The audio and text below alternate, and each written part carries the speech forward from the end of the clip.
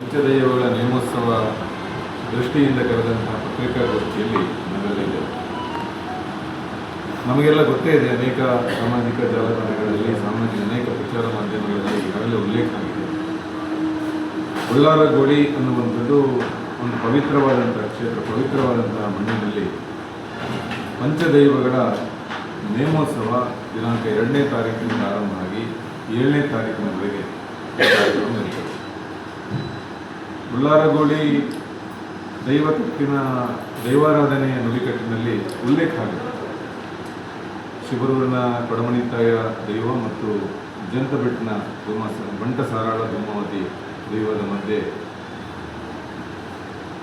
ವಾದ ವಿವಾದಗಳು ನಡೆದಾಗ ಸುಮಾರು ಅದರಲ್ಲಿ ಉಲ್ಲೇಖ ಆಗುತ್ತೆ 7 ಹಗಲು 7 ರಾತ್ರಿ, 7 ಪಗಲು 7 ರಾತ್ರಿ ಅನ್ನುವಂಥದ್ದು ಉಲ್ಲೇಖ ಆಗುತ್ತೆ.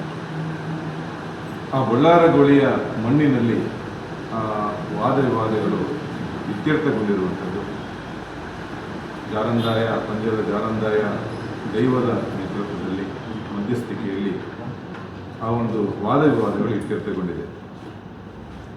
ಆ ನಿಮಿತ್ತ ಹಿರಿಯರು ಹಾಕಿಕೊಟ್ಟಂತ ಹಾಗೆ ಪಂಚದೈವಗಳ ನೇಮೋತ್ಸವ ಆ ಮಣ್ಣಿನಲ್ಲಿ, ಆ ಪವಿತ್ರ ಮಣ್ಣಿನಲ್ಲಿ ಹಿಂದೆ ಹಲವಾರು ವರ್ಷಗಳು ನಡೆದಿದೆ. ಕಳೆದ 65 ವರ್ಷಗಳ ಹಿಂದೆ ಅದನ್ನು ನೋಡಿದಂಥವರು, ಜನರಿಂದ ಬಾಯಿಂದ ಬಾಯಿಗೆ ಬಂದ ಹಾಗೆ ಅದನ್ನು ನೋಡಿದಂಥವರು ಸ್ವಲ್ಪ ಜನ ಇದ್ದಾರೆ.